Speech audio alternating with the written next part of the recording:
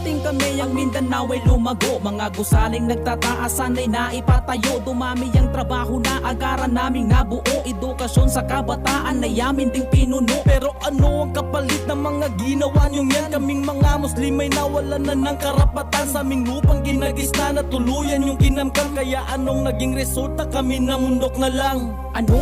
Kami niyang sinisisi mo dyan.